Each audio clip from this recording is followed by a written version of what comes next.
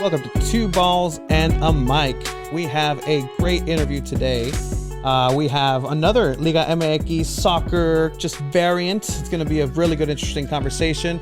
We know him from his Get CONCACAF newsletter. You have a great variety of soccer content on there. We want to go ahead and bring on Mr. John Arnold. How are you doing, John? What's up, guys? I'm good. It's a pleasure to be with y'all. I don't know if other people point this out, but the name of your show, you guys have more than one mic. I mean, I get the joke, but like you guys setup is amazing. It's really nice. So thanks for having me. I feel very underdressed, but I'm glad to be here. Oh, you're good. This is super casual, man. We're good, man. I mean, one of us isn't wearing pants. We'll let you figure out which one isn't. Whoa. We're here at in a garage. But thank you. Yeah, we do have more than one mic. At some point, the budget wasn't that good, but here we are.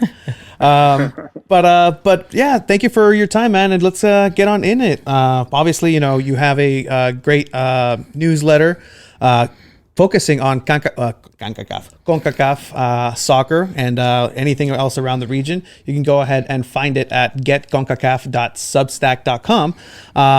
You want to let us know a little bit of how you got into this area, this part of the world, this sport? Yeah, absolutely. I mean, on the one hand, it's very simple. On the other, it's complicated, right? On the one hand, it's where I am and it's where I'm from, right? I'm from the CONCACAF region.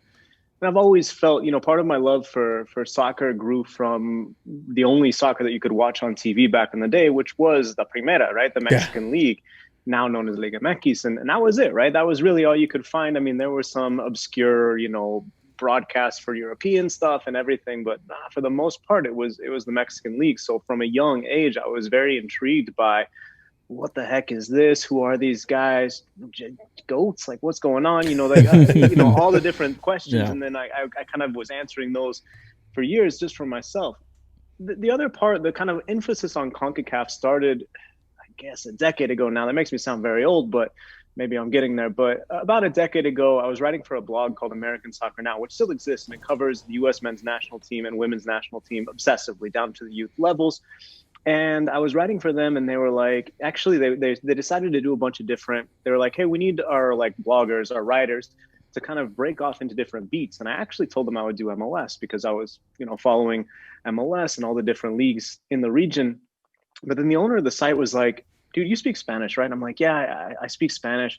He's like, why don't you just do capsules and just track the opposing teams from CONCACAF? And that's something that had always kind of frustrated me, that there wasn't good coverage. You'd watch a U.S. men's national team game or even a Mexico national team game, to be honest, even on the big channels, as good of a coverage as often they do on Univision or even Televisa, the Mexican network, or Azteca, whichever one you choose to watch down there. A lot of times the opposition, it's like, Costa Rica, they've got Alvaro Saborio, who played in MLS, and that's it. And at that time, it was like, yeah, Saborio plays, but Brian Ruiz is a much bigger name. Keylor Navas was already playing there, and this is a team that ended up, going to an advanced stage of the World Cup, and a lot of the press in North America knew virtually nothing about it. So from that sort of frustration, I guess, with the lack of coverage, grew my interest in telling these stories with CONCACAF. So it's sometimes the newsletter gets a little obscure. I did it. One of my most recent pieces was on Anguilla, which is truly the worst ranked team in CONCACAF. Great article, by the way. Fantastic. I learned a lot. But that's the thing, is that those stories to me telling those stories are more interesting than a hot take about who's going to win the Gold Cup, right? That stuff is interesting to me, because it's no one else is telling that story right now. And if you think about Anguilla, in that article I mentioned, their population is take any suburb of any big US city, that's 3 or 4 times the number of people that this island has to work with. So it's an unbelievable task for them to be qualify for the World Cup. Because some of these, I'm in Dallas, Texas, so like Plano or Frisco or Allen, these cities that Texas listeners will understand, or El Segundo or whatever, in California, those are way bigger places than this island. And imagine trying to qualify for the World Cup with a suburb, right? It's impossible. So anyway, all that to say, I just got into it and found that these stories to me are worth telling and are worth exploring and excite me a little bit more than like I said, just a hot take. I still love the big picture. I still love telling those big stories, but I'm also quite passionate about every aspect of the game, every level. So that's how I got into it, and now I've gotten a little carried away, I guess. But that's sort of the origin story. No, I did see in your articles, you were mostly comparing the teams and not comparing the leagues, which is an argument where a lot of people are bringing in. Well, is the MLS catching up to the Liga MX? Should Liga MX be worried? And you kind of more directed it towards it's about the two teams. Like, let's be real, it's about LAFC where they're at, and then against Tigres, who's a machine in Mexico. So tell us about the CONCACAF final. What was your reaction to it? Yeah, definitely. I mean, I think that debate, it's not going away, right? That debate of, is Mexico slipping? Is MLS catching Mexico? Like, fans on both sides of the border, fans of teams on both sides of the border, I should say, because as you guys well know, there's plenty of American-based fans who think the Mexican league is better, and I think they're right. The competition bears that out. But again, that's another one where that debate to me just kind of gets old, right? Like, if we see the results changing, we'll notice it, right? But to me, until MLS teams have sustained success, not just win one CCL, but until they have sustained success, Mexico's still the king. I'm not saying don't talk about it. I'm not saying it's not good for the 11 p.m. mesa shows, football picante, whatever. I'm not saying it's not good for this podcast for us to be chatting about it, right? But to me, it's more fascinating to say, look, you got to understand that Tigres had never won an international title before, and that's significant. And that Tuca Ferretti, with this sort of bubble atmosphere, was finally able to be like, all right, we're going to focus on this tournament, because typically he's more concerned about the league. And I think that lack of sort of understanding of the context on one side or the other, because I think the Mexican fan probably didn't understand, hey, LAFC is a damn good team. Hey, it's not just Vela más 10, right? Like, this is a good team. Their defense is solid. Like, Bob Bradley's a really, really good tactician. These young players he's tossing in this environment are ready for the. I think there's a lack of understanding on both sides of the border, or whichever fan you're a side of, right?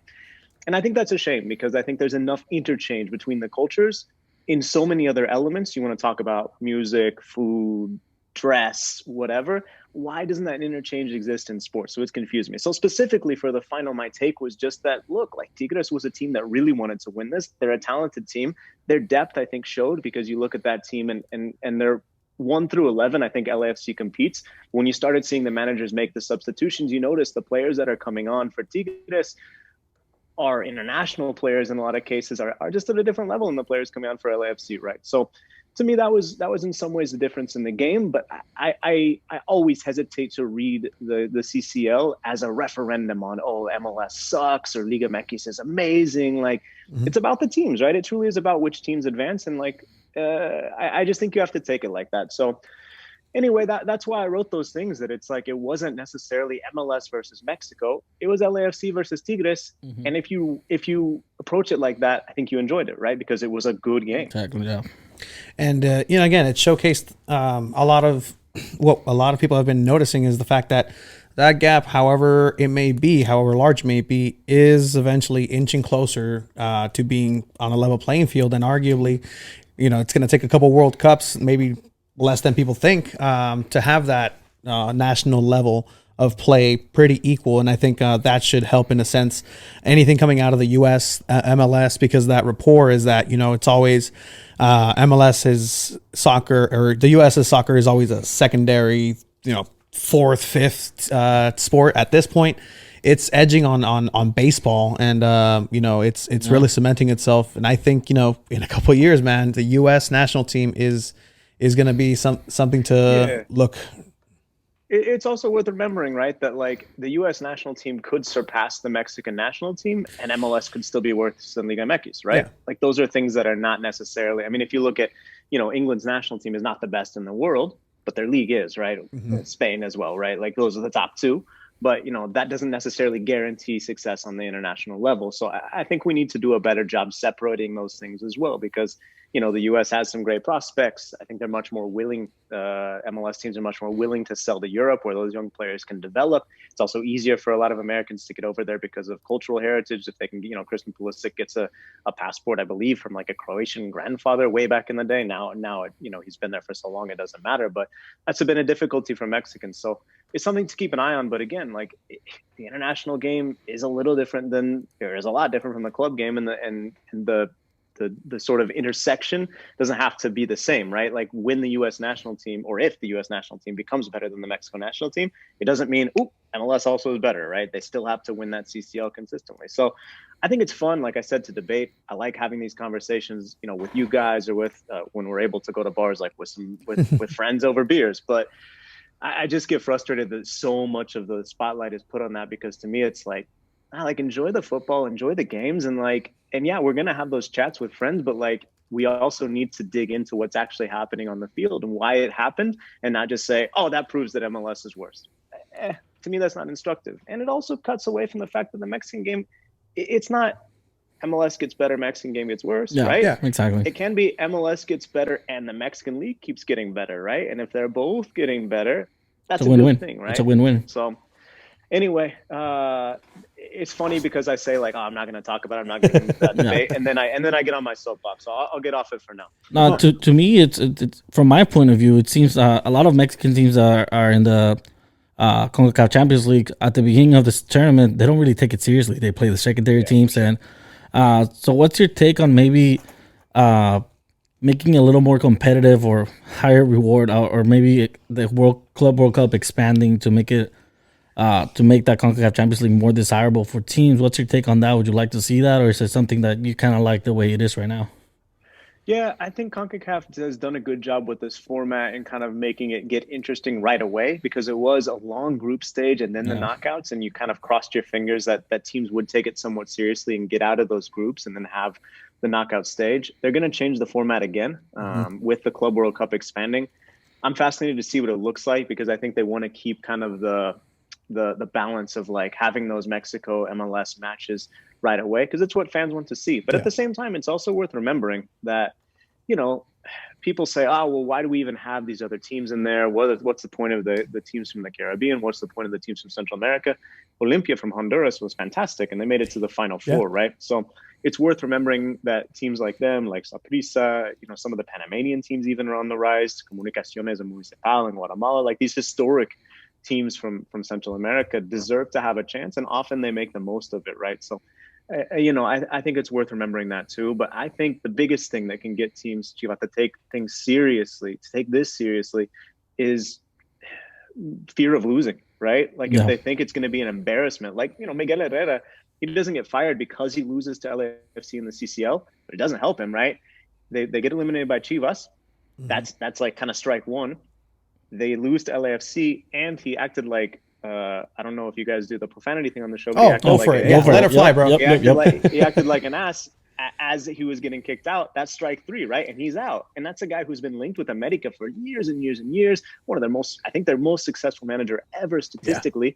And that guy gets the can because, in part, of CONCACAF Champions League, right? The more that pressure is on there, the more managers are going to say, well, crap, I got to play my best team, because if I lose this lose this game and embarrassed by an MLS team or a Central American team, or God forbid, a Caribbean team, which I think Portmore United this year gave Cruz Azul a little scare.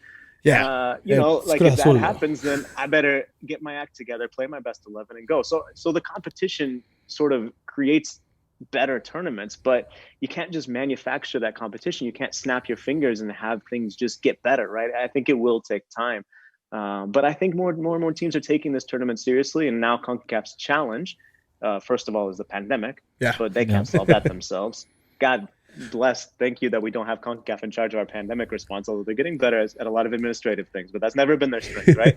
But, that's their first challenge. But their second one is figuring out how to make this competition fascinating, how to make sure that the teams take it seriously from day one, because otherwise, it can get boring for the fans. And if you're a fan of a team that's in it, that doesn't care, why would you tune in, right? So I think it'll grow. I think it's getting better, but I'm fascinated to see what they do to change the format now that the Club World Cup is expanding, now that more teams are going to be representing the region on that grand stage. And it's a reflection of, I don't want to say Mexican soccer snobbery, where we're the CONCACAF, we don't care until it means something.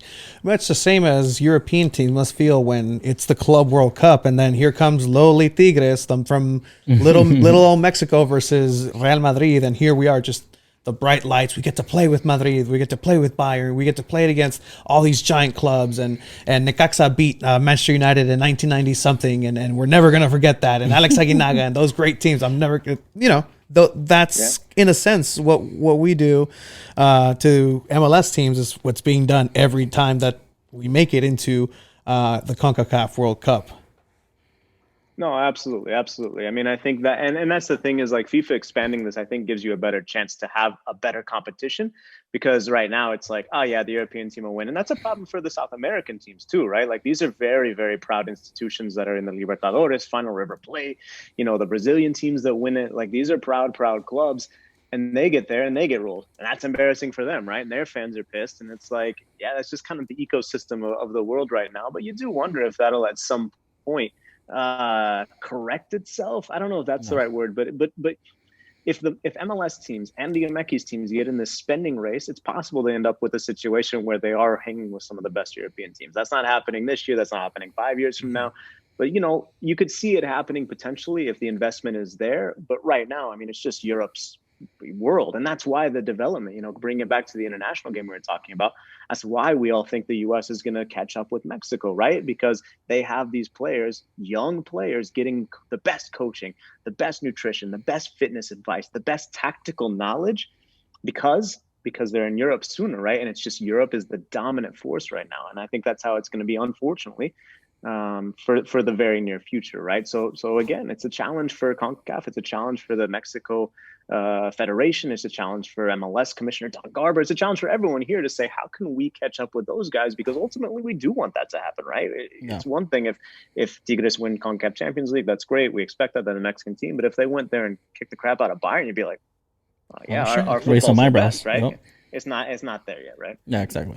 You brought up Libertadores, and I just want to say, do you miss, or do you hope that in the future there is some sort of CONCACAF representation again, especially with Mexico, how it used to be, where we had Cruz Azul reaching a final once, Chivas reach a final once, Cholos even reach a final. Do you want that to happen again? Yeah, it's a lot of fun to have those teams in there. I have trouble seeing it because of a couple of factors. Number one is I think people forget about the distance. If you start getting MLS teams in there, let's say Toronto FC, that year they go to the final against Chivas, right? Let's say they qualify for Libertadores based on their CCL performance. I don't know how it all works, but let's say Toronto FC makes it in there. Toronto to Buenos Aires, that flight is long. That's a really, really long flight. And you're asking them to go to South America, play their best team, and then get back that weekend for a league game. It's already rough just from a physical perspective. Then you add in the element of, air travel, which I think we had a sad reminder with the Chapecoense disaster a couple years ago that it's not guaranteed, right?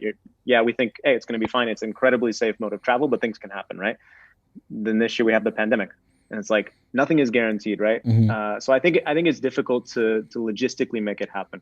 What I think would be amazing and logistically feasible is why not take the top 4 teams from the CCL final, the top 4 teams from the Libertadores semifinals, and every year play a tournament.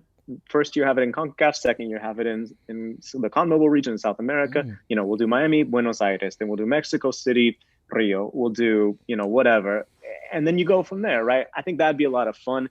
And if you do it in a single site, like the CCL just did, kind of in a bubble environment, then the players don't have as many miles on their legs, and you still get to have some of that flavor and that competition that we want to see. I know that Mexican clubs desperately want to get back in the Libertadores. Yeah. I want to see them. I think it'd be fun, but I just think logistically it's so difficult, especially because you're looking at, like, I don't exactly remember the table just because this past tournament with the coronavirus and everything, I wasn't totally paying attention, but like, the typical teams that are in the spots that would go to the Libertadores, it's like, do you really want to see, I don't know, like a Santos Laguna take on like Jorge Wisterman in Bolivia? Like, people do get romantic about it, and like, when they make the latter stages of the tournament, it's like Tigres ever play Xolos and Gallo, it's just like, oh my gosh, this is amazing. And it's like, but you had to suffer to get there. Like, people forget that, right? You forget the suffering, you forget the difficult moments. So I think it'd be great if they can figure something out, but I just think logistically it's quite tough to make something happen. So I'd like to see a fusion of sorts in the future, and maybe one day we say, you know what, forget it. We're all one happy America's family, and we do an America's Champions League, and we make that work. But I think we're a long way off from that, because the regions still want to control their television rights. They still want to control they want control, they want the money, and that's how the governance of football works. And you get it, right? Like, you understand why South American teams, and that's why Mexican teams were in there in the first place, right? Is the television rights, the money, right? It wasn't like they were like, absolutely, it'd be amazing if we 100%, could yes. get Monarcas Morelia in this tournament. They weren't like, how can we get Puebla to play ULA in Chile? Like, that's not what they were thinking. They were like, we can expand the TV market and get more money, just like college football, right? They're like, can we get this team into our conference to expand our TV footprint and make more money, right? It's not romantic, but that's what it comes down to. So I'm saying a lot of words to say it would be cool, but also I'm not sure it would be as cool as people think it would be, right? Yeah, and at the end of the day, what Conmebol wanted, they wanted Chivas, they wanted America, they wanted the big name clubs just to bring in more money, and that's what it was. Right. I think they worried a little bit when kind of like teams did make the final, like Chivas did in 2010, and at the end of the day, they want a South American team winning the Libertadores. But to me, he just brought up a bunch of conflict between CONCACAF and CONMEBOL, especially when it came to like international games with the Gold Cup, where we would have Brazil come over and then win the Gold Cup every other year against us. So it just brought up a lot of conflict, and I think hopefully in the future it resolves. But it'd be fun to see them play each other again. For those of you playing at home, John pointed out a great stat that it would be logistically a nightmare. Just to give you an example, if you are Toronto FC and traveling to Buenos Aires, it's about a 16-hour flight. So that's one way. So, these are just an example. Sometimes we forget, like, these athletes don't just go and play 3 hours, 2 hours of grueling matches and practice. That is such an advantage. They sit for a while, and travel, as you may know, is, it takes a toll. It's not just sitting in the sky for a while. It takes a toll on the body. And that's something that's, it's really, concerning, especially right now where soccer's heading, and making sure that the health of the players primordial. So, that's one thing that is good, I guess, from that. But, like I said, I always want to be romantic about those Bofo Bautista getting, spit on by Boca Juniors fans, and the batteries getting thrown out. Oh, man. Oof, memories. Yeah, remember fans? Oh shit! Fuck, that's true. We'll be back. Woo, hopefully, man. As soon as this year. My fingers are very much crossed. But yeah, I mean, and that's another thing, is it's been disappointing this year when you don't have the fans in the stadium, when players are getting sick, they can't take flights, it's been worse, right? It's just been worse. So fingers crossed. But no, I mean, those nights were magical. Those moments were amazing. But I do think, and like, okay, you can charter and probably knock a few hours off that number. But like, even if you say, let's take 6 hours off a 10-hour trip to get down there one way, you get 1 day to practice, 1 day to play, and then you got to get back. Is the product going to be amazing? I'm skeptical. That's what I'm saying. It's fun. It's romantic. And I like that. I'm a romantic at heart. But it's difficult for me to think that it's just going to happen easily, right? So I don't know, like, and every you guys know, every 4 months a report comes out, they're talking, and I'm sure they are, because there's a lot of reason to talk, and it would be fun and it would make cash. But I say, don't get your hopes up yet. Maybe I'm wrong. Maybe I'm too cynical on this one. And then, like I said, I'll be back in there with everybody else, happy to see the teams. But for now, I'm like, I don't know if it's gonna happen. And I mean, talking about Libertadores while we're here, looking into it, we do have 2 games to go. We have 4 teams left for the finals. We have a Brazilian. We can have an all Brazilian final, an all Argentinian final, or just a shit show of both of them being mixed. I think the attractive game would be River Boca, right? That's what we all want to see. Yeah, 100%. That's not gonna happen though. It's not. That's not gonna happen. They got smoked, which is crazy, because I've never seen Gallardo's team play like as poorly as they did in that first leg against Palermo. So, like, I really was thinking, once they went up 1-0, I'm like, okay, that's a great advantage, and there's no fans, and they weren't even at El Monumental, but like, it's their away leg, so it's like, okay, sit back, you're up 1-0, and instead River basically gifted them a second, and then they get a third on a set piece, and it's like, oh, this is over. Like, there's no way they're going to go back to Brazil and pull it out. So I wouldn't be surprised to see both Brazilian teams in there, because Boca wasn't able to take advantage of their home leg. So I think Santos is going to be more aggressive in the second leg, and it could be an all Brazilian final. I think it's always more fun when it's a mix. That Boca River, it can be fun. This year, maybe it's okay and they can actually play it as planned, but like no one wants to see what was it 2018 again. Like that was just nasty, right? It's just gross, With the bus and the gas, and they played in Madrid, and it's like, yeah, Libertadores, and it's like, well, this is the country that you guys are happy to be liberated from, and now you're like chilling there because you got no other option, right? It's the best way to do it. So that wasn't great. But no, it's a fun tournament as well, right? It's a lot of fun, and I'm glad they got it rolling again. But I wouldn't be surprised to see the All Brazilian final. Unless Palmeiras somehow decides to be the Cruz Azul of the Libertadores. So, I mean, stranger things have happened. True. That's true. They absolutely have. Yeah, we can say no team would ever blow a 4-0 the advantage in the second leg. Palermo's only has 3-0, so we've seen it happen, and recently. Leave it to Cruz Azul and PSG. Yeah, that's it. 100%. Talking about Cruz Azul, let's bring it back into Mexico. I know you're in Dallas, but let's talk about some Jornada 1. What have you? Jornada 1. Jornada 1. I mean, what would you call it? What was the other way? First off, I just want to be. I don't want to talk about Chivas. They pissed me off this first week. Molina pissed me off, man. Molina pissed me off. He should have not taken that penalty. I don't know why he just. What got in him that he's like, I'm the penalty taker for this team. No, give it to Peralta. Peralta has more experience there. Let him score the first goal of the season. Why not? And Molina just misses wide left. It was horrible. He pushed it wide. It was soft. It was weak.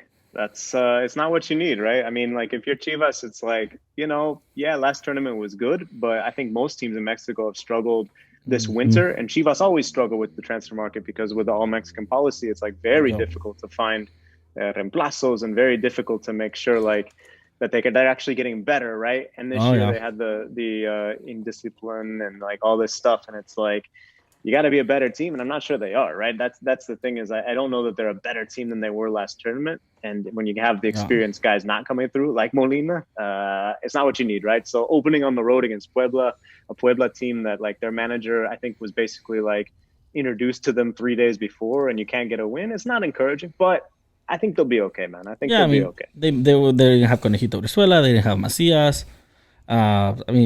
It should be fine. 1-1 tied. I mean, Ponce's killing it. I love the competition between him and Chicote. And then now you're adding Mayorga to the mix. I think it's clear that Chicote is gonna fight for a position up on top, like left wing, left mid position. But keeping the competition for Ponce with Mayorga, I mean, it's just gonna keep him on his toes. Yeah, and you got to put Calderon in like a more advanced role after the America goals, right? Like once you pull that out exactly, the back, you have to. Wow. It's either that or see what this guy can do up here, right? It's either that. I don't think he'll be happy staying on the bench much longer, and he's gonna want to leave. And I don't know if he's linked with Tigres. Tigres are interested. I really hope we don't get rid of him because at the end of the day, it's really hard to find Mexican talent, and for Chivas to keep that talent. The way you just described that just makes it seem like you've gone through this before with other players in the past, and they just leave and go somewhere else. We have. It's the history of Chivas. But we had Cholos tying against Pumas. I mean, Fidel is back. That's the big thing for them. And I mean, he didn't start. He came in as a substitute. But they made some good transfers. Have Manotas coming in. But do you think that's going to be enough to really just change the trajectory of this Cholos team that didn't have such a good year last year? Yes and no. I think they were bad last year, and their attack over several tournaments has been nothing, right? Like I don't know that Manotas and sort of Martinez was really good with Barcelona before the Libertadores and the Ecuadorian league paused. Mm-hmm. Then he goes to China, so I lost track of him, and then all of a sudden it's like, and he's back at shows. I'm like, what? Yeah. So I think they had first of all, they had the best market of any Mexican team because they did something, right? Like all these other Mexican teams, I think partly because of the pandemic. And the window's still open, right? They could still do things, but like at least Xolos were like, crap, we really need to get better, and they're trying to do something, right? And apparently they're going to lose Jordan Silva as well. But like, I think that they got better in a number of areas, and I think they'll be a better team just because they do have attacking weapons now. As long as they don't lose too many players in the market as the window's still open, I think they should hang around for that first playoff round. But I would like to see it just because Xolos, I don't know if we've talked about this, guys, but like I lived in Tijuana for a year and covered the team, and like and that city is like energetic and loves their football, and obviously fans can be in the stands right now, but like there's like a legitimate energy around that team, and fans crossing the border, as you guys know, being in San Diego, like, but the energy hasn't been there since Miguel Herrera left, right? Because they've been bad. Like the teams haven't been amazing. They haven't given managers like Oscar Pareja, like in my eyes, an opportunities to succeed. They bid them farewell. So I was glad that they left Guede, and they've got the team that's like going to be kind of like, I think, let him build a little bit with his idea. So I think Xolos will be better, although they didn't look amazing to start. I thought they were the worst team against Pumas. I can't remember who was the miss that open goal for Pumas. It should have been probably a 1-0 victory for them. Was it Iturbe, I think? I think it was Iturbe, yeah. Oh, on the familiar turf of Estadio Caliente. But, like somebody should have done it for Pumas, but I think Xolos will be in a better place this year because they've been one of the few teams that's been active in the market, but it does take some time for a team to come together, and especially in a time like this with COVID affecting training, affecting arrivals and all that stuff. I mean, to be fair, they're always active in the market just because they keep selling their best players to America and other teams. So, I mean, to me, they're just a business team, and sadly, they could potentially be better than what they are, but I feel like they're more in it for the business side than the actual soccer team. What part of Tijuana did you live by the way? I lived in La 20. So La 20 de noviembre. Oh, yeah, bro. Yes. Right down from El Auditorio, right next to Fogol, por el anexo Buenavista, por la Internacional, por la cárcel. Oh, bro. I Tony's really the TJ was guy here. Incredibly close to the cárcel, like the municipal or whatever, like basically like the drunk tank and stuff. But I didn't really realize it for a long time. Like I didn't. It wasn't like I saw people in the neighborhood just being like, "Yeah, get out of jail." So it was all good. But yeah, down from the Auditorio, that's where I used to like the taxi ruta or whatever. Oh yeah. That's where I always got off was municipal, and then I could walk down. So yeah, that was my like route to El Centro, or when I wanted to cross and that kind of thing. But yeah, man, it was a great experience living there. I loved it, and yeah, man, it's an amazing area of the country, or of the continent, I guess. Yeah. Not La 20, I mean, it's fine, but like Tijuana, San Diego, that whole region, is just if you're trying to do, after the pandemic, when we're able to move around again, if you're trying to do a weekend with your buddies, oh man, you could do a lot worse than getting to a Xolos game and then maybe doing some tacos down there and hitting a couple of the craft breweries and then crossing to San Diego maybe the next day, watch a Loyal game. I don't know their schedule. Hey, let us know. Let us know. Like, I mean, that's a great weekend out if anybody's thinking about doing it. So much love for Tijuana. And again, that's part of the reason it's so sad that Xolos have been so irrelevant the past few years, because it is a good day out and the crowd is good and the experience is fun. There's it's a different vibe than any other Mexican stadium, because you have like the tailgating, which is like an American thing, but they're out there doing and cooking the carne asada and everything, and yeah, it's an amazing trip, an amazing place. So hopefully for the fans there, Xolos can get their act together. And yeah, I think they're always going to be a selling club, like you're saying, Chiva. But at the same time, like they were able to lift the trophy kind of with that strategy, right? And they made it run in Libertadores silverware. And so it's like you can pull it. You can be Ajax, right? You can be Porto. You can be these teams that sell players but still win trophies. They just haven't had the right mentality or the right strategy at the top. I think the last 5 years, I guess it's been, or 4 years since Miguel Herrera left, to pull it off. So we'll see what happens. Not a great start, like we're saying, but they'll get there, I think. That's my hunch. I'm trying to bring this up. It's my favorite moment for the first week of the Mexican League. Has to be Atlas Twitter account. How right before the game started, it's like, vamos con todo, vamos, we're gonna win against Monterrey. Minuto uno. Monterrey, gol de Monterrey. Oh, no. Funes Mori. Right after they had to do that. Yeah. It was like 30 seconds. It was the funniest thing for me during the week. But yeah, Monterrey ended up beating them 2-0. Monterrey, again, one of the teams that's usually looking pretty dangerous. What's your take on them? Well, I think they're interesting with Vasco Aguirre, right? Like it's a guy who I think it's almost, we'll see how it goes, right? This could be famous last words, and you guys know if he has 4 bad weeks, he's gone, right? Yeah. That's how Mexico goes. But I think he's a guy where he's the right blend of understanding of Mexico, because he coached the national team, he's familiar with the league, and international experience, right? Because his real sort of expertise comes from Spain and even Africa, right? So like you have this guy who is really able to, I think he's able to blend the elements that can make you a very successful manager in Mexico. And plus he's got a Rayados team that's like pretty high dollar. Like the team is stacked, right? They really should be better than they were with Antonio Mohamed. Yeah. And Mohamed himself took them to a championship, the last tournament we were able to complete before the pandemic. So, you know, it's a team that has everything I think it needs to win.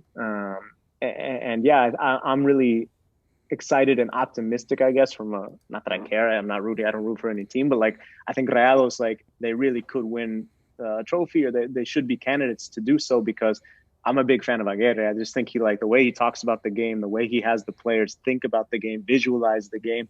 It just seems like he's doing something different. In the past several times that we've seen him coach, he's been coaching these with all respect. And look, like I'm the guy who writes about Anguilla, like these garbage teams in La Liga who are just trash. He just saves them from relegation, and that's his job, right? Now he has an opportunity to actually push, to go, to motivate. And look, he's a guy who I think he was pretty open about being like, yeah, I'd love to coach in MLS. So it's interesting that Rayados is where he ends up, right? Because he's a guy with kind of an international profile, and now he's back in Mexico. So I like Rayados this year. I'm not saying go over to Caliente this weekend, boys, and put a bunch of money on them for champion and bet on them and bet the house. I'm not saying that, but like I do think they'll be in there this year, and they should be, because the roster is good enough, and now they've got a guy who I think can lead them well. Linked to MLS is Piojo. Piojo is linked to Galaxy for a bit. I don't know. I don't know if that's a perfect fit for him. Or what do you think? I look. He's always going to be linked to MLS because, first of all, and I've done it as a journalist, like anytime you ask him, hey, what do you want to do? Would you come to MLS? He's like, yeah, why not? Like, he's just like, yeah, whatever. Like, he'll do anything, right? Yeah. And I love that about him, because that's sort of his attitude on everything, right? Like, yeah, might as well. But that being said, this like, is probably, I could see him saying it too. That's me and Piojo, chilling out as we always do, just pasando el rato, just chilling, you know. But like he. And that's one of the chats that we had where I was like, would you come to MLS? And he's like, yeah, why not? I think tactically, he's been impressive to me. In 2015, when he coached the Mexico national team, you know, he was still very much sort of like a La Volpe disciple, and he was inflexible. I really didn't think he changed very much. And then getting fired from Mexico, I think it hurt him personally, and I think obviously it hurts him professionally. But I think it did make him humble himself a little bit. And I think you saw it reflected in the Xolos teams that topped the league in the regular season. They weren't able to win the title, but they topped the regular season back to back. And then at America, he showed a lot of tactical flexibility, and he showed sort of a more modern look.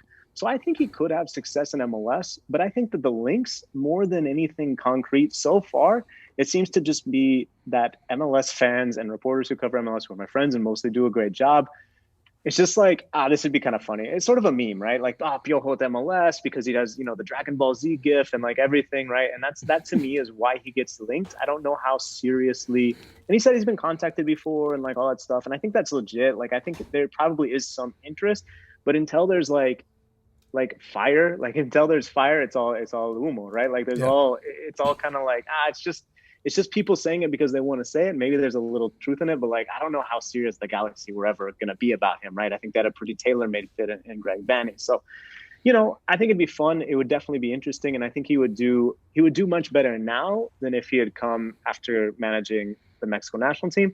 But I also think he's the kind of guy who, like I'm saying, like he was linked to like, and I don't think this one was very true either, but he was linked to like the Colombia national team job or something. It was like, something wild like that. I don't know that would work either, but like, again, they asked him about it and he's like, maybe one day. Just like, all right, man. But I'm excited to see him back in the game because he is a character and he is an interesting manager to watch from a tactical perspective as well because of that evolution. But I wouldn't be surprised if his next job is not in MLS. Definitely. And speaking about his former job, there's also a manager that was on the move now, Solari with America. And, you know, America get their 2-1 victory. Struggled a little bit here and there. But Solari, I mean, he comes with the repertoire of managing Real Madrid. If that's there's always that, you know, estás apantallando. I don't know how you say that in English. Do you know how to say that in English? No. Oh, interesting. You know, it's a smokescreen in a sense. The fact that you have there it is, Real Madrid in your back pocket as a manager. You ended America, which is already a pretty stacked team, and you have players like Cordova that can clutch up any minute of the game, which he did in the 89 minutes. But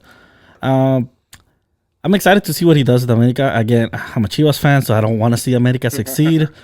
Um, it doesn't really scare me that much, just to how the Clásico looked last season. It was probably the first Clásico that I was actually wow, these teams are so even. Yeah. And like, I don't know who's gonna win. And before it was more like, oh man, I'm going to the Clásico a little scared because Chivas are sucking ass right now. Yikes. So with Solari, I'm a little like, okay, that's cool, but let's see how he does. That's how I feel too, man. And I mean, not from a fan perspective, but from just the journalist perspective, the outside perspective, it's like clearly this guy knows the game. And I think it's good for the Mexican league that someone with an outside perspective comes. But I think he lacks what I'm mentioning that Basketball EFA has, which is that sort of knowledge and understanding of how it works. Now, Yes. I think he's a smart guy. Like, I think he's done his research, and like his brother played there, you know, like at Pumas. And, you know, like I don't think he's going in blind necessarily.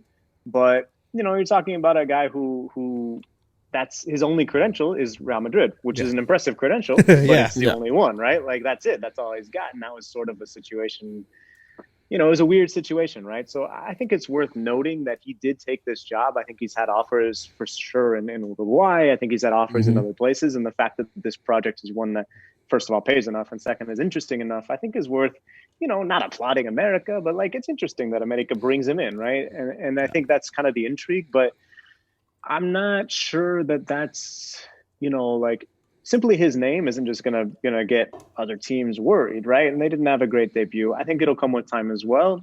Their attack needs help. Like, they really do need to figure out, like, if they're not gonna play Roger and they're not gonna play Ibarwin and they want to sell those guys and Castillo's not fit yet, you know, Viñas and Martin, they can only do so much. They're not. I don't think either one of them is. Viña could jump, but like, I don't know that any team is like, oh crap, like we got to face this guy this week. You know, like I don't think any team's defenders are scared of the attack, right? And they should be, because America is supposed to be the strongest team in the league, financial power, etc. But I think they do need help there, and that goes beyond what the manager can do tactically, right? So it'll be fascinating to see how he gets some attacking production out of the team, because I think that's where they're going to need help. You know, you do see Cordova come in and have to make a difference because they needed it, right? Like they otherwise they weren't going to get that result against a team that I'm not expecting very much of this year, San Luis. So, you know, I think it's going to be a project for him, but hopefully he gets some time and we can actually see what he does with it, right? Yeah. I think it could be good for the league too, right? Because we're talking about how does Liga MX and how does North America get respect on the international scale, and if Solari is there and doing somewhat well, or if he's struggling, you know, that does make international headlines, and then people say, oh man, Mexico, man, I guess it's harder than it looks over there, or whatever, right? So I think it'll be an interesting journey to keep track of, but I'm not convinced that, you know, just him being there isn't enough for them to be like, you have title favorites, you know? Yeah, I think you brought up a good point. To see what type of project he brings in for America, to me, the last project that looked like this was when Chivas brought in Banskip and Johan Cruyff, and that was back 2013, I think. And it was so exciting because Chivas actually kind of turned things around and they were doing pretty good, and they lost to Querétaro, I think, in the octavos. And that was the time where Vergara was like, I want a trophy now, so if you don't get it, you're fired. And they ended up canceling that project. What could have been? Man? With Johan Cruyff and Banskip there. Not even that, like the Mexican national team. Again, like that's why I love Chivas. I'm a Chivas fan because that's the base of the Mexican national team. If that's the base and you bring Cruyff, you know, total football and just master it. I think that could have changed the league, and then more teams could have maybe taken on that approach. But I think it was a missed opportunity. But hopefully with Solari, kind of changes the league, and then because at the end of the day, what I want to see is the league change for the better to make the national team better, so then in order to win a World Cup. That's the dream. Yeah. That's the dream that every team should have when they're trying to perfect the league. So hopefully this happens, and if it's props to America that Mexico wins a World Cup, so be it. Ooh, if it is, you know, I mean, it's coming from a Chivas fan, but shit. I don't have a dog in the fight, but like if they win and it's the America youth base that does it, you know, I'll be back reminding you. But I think that's right? Is that kind of Cruyff project is so exciting because Chivas, basically the only way they get better. Look, yeah, they could sign Chicharito or Carlos Vela or something crazy, right? Yeah. But the only way they truly get better is if this team that I think, did they win the Sub-20? They were in there. Yeah, they were in there. They- Yeah, they I think won they. that I World think Cup. they did win it. They won it, and then with I don't the track that Gio- as closely as I want to. But so, this youth team, this generation that they have, they actually have to bring them through, right? And it's not going to be overnight, right? Because a guy who's 19 right now, next year he's 20. That's how getting older works. No, but like those players are not going to hit their prime for 5 years, 6 years, 7 years, and you're not going to be able to keep all of them, because if they're good enough, you want to have to sell them, because that's how football right now in North America works, is that you got to sell those players, but you hope there's enough of them to make that base to where they truly get better. But Chivas youth production hasn't been good enough, right? And even the title with Almeida, I think, was more almost force of Almeida and how he played than anything that Chivas did right in the years preceding him, right? So I think that's the challenge. And the challenge for all Mexican teams is that, like, now you have to put a real focus on development. The second division is a bit of a mess. Like the youth ranks are sort of murky. It's unclear. The coaching changes all the time at the top, and that affects the lower divisions too. And so you get these kids who are 18 and they've had 6 youth coaches, and that's not the way to do it, right? And so I think that, like, Tata Martino is really good for Mexico in a lot of ways, not only because I think he's a very competent senior manager, but he loves the Olympics, and he's like, I'm going to call these the Sub-23 in all the time, and I'm going to call these younger players. And like, I've noticed that Luis Romo at Querétaro, yeah, he's a little old, but like, let's bring him in too, and like get him that experience, get him that seasoning, and the results come in a year, 2 years later, and you're looking and you're like, oh, this could start for the national team. Like, this guy could jump from Europe to Europe from Cruz Azul, like, so I think that you need more people like that with that long-term vision in Mexican football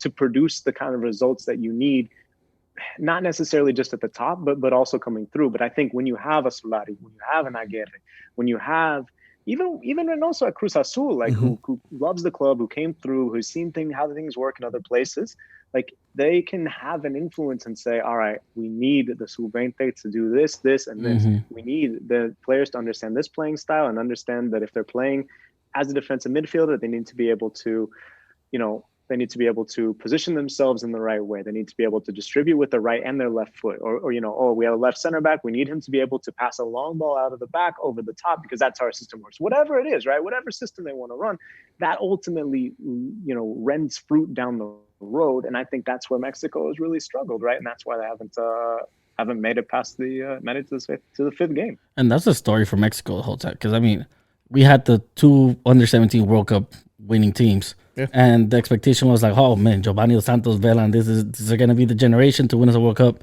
That didn't happen. Oh, we got Carlos Fierro, we got La Momia, we got Capitan Pollo. This is going to be the next generation. That didn't happen.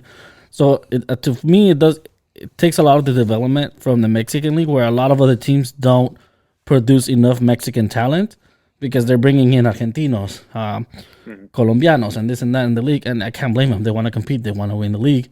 You got Tigres bringing in Guignac, and instead of maybe giving a chance to who was Alan Pulido, one of their prospects, and whatever ended up happening there. So there's a lot of things that the Mexican League can fix. I don't see it happening because at the end of the day, it comes to money. Yeah. But man, I wish. I want to see Mexico win a World Cup. That's the advantage. That's the advantage that the U.S. has, man. Like, they have those specialty players and that know exactly the roles, and they are able to translate that into the European game. And that's why you're seeing just a lot more of those kids go in there, I feel. Right. And also, here's the thing, guys, is that, like, if you're Chivas, you have to you realize, like, all right, we have to keep Macias because we need to score goals. Oribe, yeah, he can do it maybe, but like, other than that, no, we have to keep Macias. We have to keep Antuna. We have to keep these players, or we have to bring in Antuna, from the Galaxy / City Football Group, whatever. That was very weird. But, we have to keep these players, whereas MLS is like, if we don't win a title this year, our fans will not care. We have, like, a really passionate fan base, but it's small. Or like we did win a title or whatever, but like, we're gonna get money from this player sale and it's gonna be good, and it's fine, right? And so the US clubs, they have no, I don't want to say they have no pressure, because some of them do have pressure to win titles, but like, a lot of them have very little pressure. Whereas the Mexican clubs, they're gonna feel it if they don't win a title. Chivas, America, Monterrey, Tigres. If these teams don't win titles, their fans are pissed, and you get it, and that's how it should work. But at the same time, that means they hold on to players for too long. That means that Tigres keeps some guy on the bench, Tercero, right, who goes to Cholos this year, like they keep him on the bench when it's like he needs to play minutes. He needs to play first team minutes. And then he could potentially be in the center back picture for Mexico. Like he looked that good at Lobos, right? And he goes to Tigres, rots on the bench essentially. And then you don't see him for 3 years. And then he comes back and you're like, oh yeah, that guy was good. Whatever happened to him? Well, he wasn't doing anything. Yep. And there's no second division system where Tigres can say, we're not really going to use this guy. We'll toss him down there for a few months and then bring him back if there's an injury or whatever. There's nothing like that, like you have in the Premier League, like you have in the Bundesliga, like you have in La Liga. So I think those are small areas where Mexico can improve that could help them take the jump. That wouldn't take effort that like we're talking about, like restructuring the entire system. Those are small things that could change in the next 5-10 years, but you're right, they probably won't. One question. Wow, that was a great conversation, man.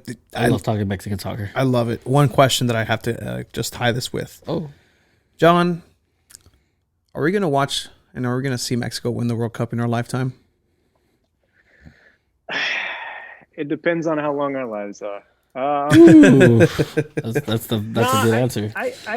I think it's difficult to see, like I said, I think it's difficult to see anyone from CONCACAF, anyone from North America or the rest of the region, for sure, winning the World Cup in the foreseeable future, right? 12 years. Let's take that as our target. Yeah. I think Mexico and the US both, the finances are everything, right? Cash flow is everything around me. That's true. As much as we want to be the romantics that we were talking about, that want to see these teams in Libertadores, that want to see these beautiful moments. Like at the same time, it's all about money. It's about selling players. It's about, the investment that is made in developing players and that kind of thing, right? So I think that the US and Mexico almost getting dragged along by the US spending money could eventually get to a situation where it's economically viable, that the players are getting enough money, that they're getting good enough coaching, that the US or Mexico, Canada looks good too, but I think their population's too small. They like hockey too much. Sorry, Canada. Yes. Like the US and Mexico could win the World Cup in 12. I think 2026 is probably too soon, right? Like we'd all love to see that. Like, but if you're a US or a Mexico fan, you're like, oh, that'd be amazing if we won on home soil or whatever. That'd be amazing, and it would. I'm not optimistic it can happen just because I think that progress is slower than that, and there's so many sort of missteps along the way, right? The U.S. looks like, oh man, they're on the way, but the U.S. didn't qualify for the 2018 World Cup, right? Like there are these, as soon as it's 2 steps forward, 3 steps forward, 5 steps forward, it's 1, 2, 3 steps back, whatever, right? So I would not be surprised if I never see a CONCACAF team lift the World Cup trophy. But listen, I'd love to be wrong. Just like you guys I'm gonna rub it in your face if Chivas or if Mexico wins the World Cup and it's because of the America players. You guys can rub it in my face when Anguilla wins the U.S. or Costa Rica. when they win a game. Like, look, John, I'm gonna follow this team when they win their first game. I'm just gonna be so happy because honestly, go check out that article on Anguilla. It's fantastic, and it's just those stories about soccer, and you just wish they're the little guys, they're 200 and that team probably loves you for writing that article, man. Oh yeah, John's a legend right now. That'd be great, man. If I could go there, I would. Maybe I get a free drink out of it, but I can't go anywhere. Oh man, holy shit, Bama's destroying Ohio State. Yeah, that's what I heard. Let's check this out. Oh, breaking news, 35-17 Bama. Wow.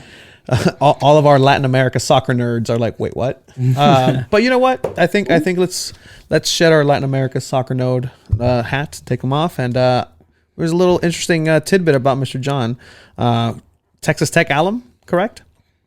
And yes, I graduated from Tech 2011.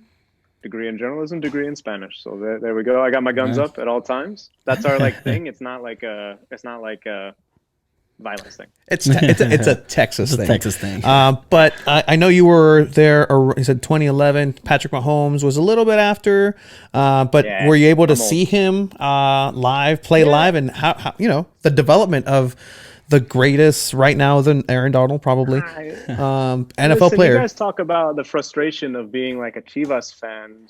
Imagine if you knew you had a player who was going to be like one of the greatest players, who was putting up these insane numbers, and like you still lost all the time. Like we weren't good with Mahomes. We weren't. Yeah. And part of it is like, now it's funny because Cliff Kingsbury, the coach of the Cardinals, we fired him, and then he becomes a Cardinals coach. Like, he failed into the NFL, and like, I love Cliff. He's a Red Raider. Like, I hope he does well, but he wasn't a good college football head coach. I'm not sure he's going to be a great NFL head coach, but like I said, wish him the best. He's our boy. But no, I in fact, like, everybody's going to be talking this week about the Mahomes Baker Mayfield game, because it's going to be Browns Chiefs in this round. And I would go back all the time to watch. Soccer is my job. It's my favorite sport. It's my like love, and I'm passionate about it. But college football is where I just like become sports radio guy. Just like drink too many beers, yell at the ref. Even though I'm like, it is offside. I can see it. I'm like, come on, you idiot! How you call it offside? Like, that's where the fan comes out of me. Not this year as much, just because it was a bit of a bummer. But but so I was at that game, the Mahomes Baker Mayfield game, where of course both of them actually went to Texas Tech before Baker transferred to OU, and then they put up, I think it was 1,400 yards of total offense. I think Mahomes went for 8 touchdowns. And we lost, right? Like, that's insane, because he was an incredible player. But I'm also a Chiefs fan because I was born in Kansas and grew up in that area before moving to Texas. So last year was a lot of fun watching him lead my favorite team to the Super Bowl and a win. And this year has been fun too, kind of watching and enjoying, because he's just a magician. I mean, he is sort of like, I guess, a number 10 in soccer, where you're just like, yeah, they're screwed. And then he pulls some magic out of his bag, and they're not screwed. He sees different passing lanes that no one else sees. He can get it in there with a sidearm. He can get it in there with his left hand. He can do all sorts of things. So he's just a super fun player to watch, and a great guy as well. I was really happy. You never know what a player is going to be like off the field. I'm not claiming to know him, like what he's like as a person, but I was really happy to see him during the Black Lives Matter protest, speaking up and starting voting drives and trying to really make concrete change.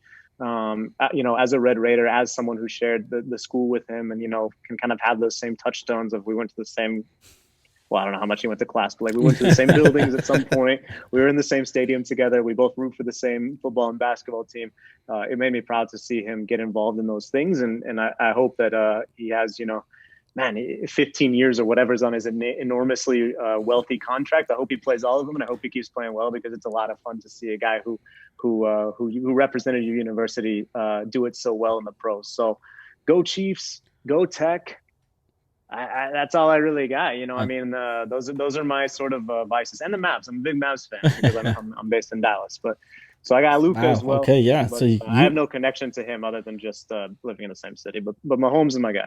You definitely have a lot to look forward when it comes to NBA and NFL for the future. You got Luka, you got Mahomes. That's fun. Must be nice, man. Nah, man. Like, the Rams are good too. They'll be all right. They have Jared Goff as a quarterback right now. I wouldn't say the Padres. I'm just judging based on y'all's hats. No. Yeah, no. Like, Padres are going to be stacked. Rams are good. We'll see you guys in the Super Bowl. Wait, no. The Rams are not going to make it to the Super Bowl. I feel like it'll be Packers. I think Rodgers has one up his sleeve this year. I think Chiefs Packers. Oh man, I'm gonna save my take. That one too, caliente. I'm saving my take because we have our 50th episode tomorrow, and I'm gonna save my take for that one. Oh, I love it, man. But definitely, I want to go ahead and just let you know that I really appreciate your time, John, and coming on in, and maybe talking a little bit of NFL football, another type of football you're not typically used to talking about. But if you want to let everybody know where they can go ahead and find you, your any projects that you have coming up, go for it.